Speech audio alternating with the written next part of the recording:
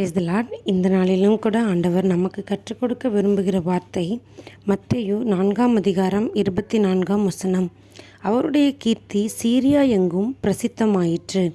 அப்பொழுது பலவித வியாதிகளையும் வேதனைகளையும் அடைந்திருந்த சகல பிணியாளிகளையும் பிசாசு பிடித்தவர்களையும் சந்திர ரோகிகளையும் திமிர்வாதக்காரரையும் அவரிடத்தில் கொண்டு வந்தார்கள். அவர்களை சுஸ்தமாக்கினார். ஆமேன். அன்பான தேவனுடைய பிள்ளைகளே, ஆண்டவரிடத்தில் பிணியாளிகளையும் பிசாசு பிடித்தவர்களையும் திமிர்வாதக்காரரையும் சந்திர ரோகிகளையும் கொண்டு வந்தார்களாம். அவர்களை எல்லாம் அவர் சுஸ்தமாக்கினார்.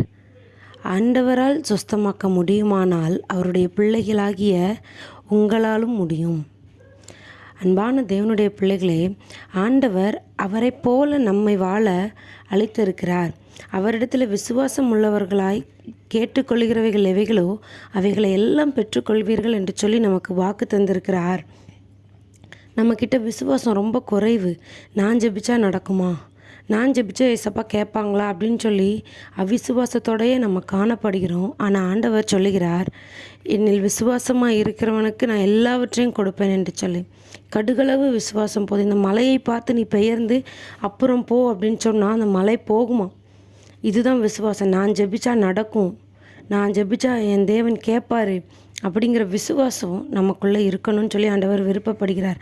அப்படி ஒரு விசுவாசத்தில் வல்லவர்களாக இருப்போமே ஆனால் நம்ம எப்படி இருப்போம்? கேட்குறதெல்லாம் ஆண்டவர் வாய்க்க பண்ணுறாருன்னு சொல்லி விசுவாசத்தில் நிலச்சிருந்தா நம்ம ஜெபிச்சா நோய் குணமாகும், நம்ம ஜெபிச்சா பிசாசு பயந்து ஓடி போகும். அன்பான தேவனுடைய பிள்ளைகளே, நான் உடம்புல இருக்கிற நோய் மட்டும் நோய் கிடையாது.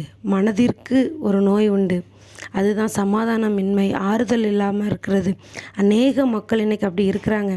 உங்ககிட்ட மருந்து இருக்கிறதா அதுக்கு? அந்த நோய்களை சுகப்படுத்த நீங்கள் வல்லவர்களாக இருக்கிறீர்களா?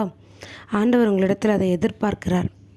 ஜெபித்து நம்ம நோயை குணமாக்க முடியும். அதே போல் ஆண்டவருடைய வார்த்தைகளை கொடுத்து மனக்காயங்களை நம்ம குணப்படுத்த முடியும். அவர் சுஸ்தமாக்கினார், நம்மையும் சுஸ்தமாக்க அழைத்திருக்கிறார். அவருடைய வார்த்தைகளை பிடித்து கொண்டு அவரோடு கூட தரித்திருப்போமே ஆனால் நாம் அவரை போலவே எல்லா காரியங்களையும் செய்ய அவர் நமக்கு அதிகாரம் கொடுத்திருக்கிறார். அன்பான தேவனுடைய பிள்ளைகளே, இன்றைக்கு விசுவாசம் உள்ளவர்களாய் நீங்கள் கேட்கிற எல்லாவற்றிற்கும் ஆண்டவர் பதில் கொடுக்க போகிறார். அதே போல் அவரை போல நம்ம மற்றவர்களுக்கு பிரயோஜனமாக இருக்க வேண்டும் என்று சொல்லி விருப்பப்படுகிறார். உங்களை ஆண்டவருடைய கரத்தில் ஒப்பு கொடுங்க. நீங்கள் கேட்கிற எல்லா காரியங்களையும் ஆண்டவர் உங்களுக்கு வாய்க்க செய்வாராக. God bless you.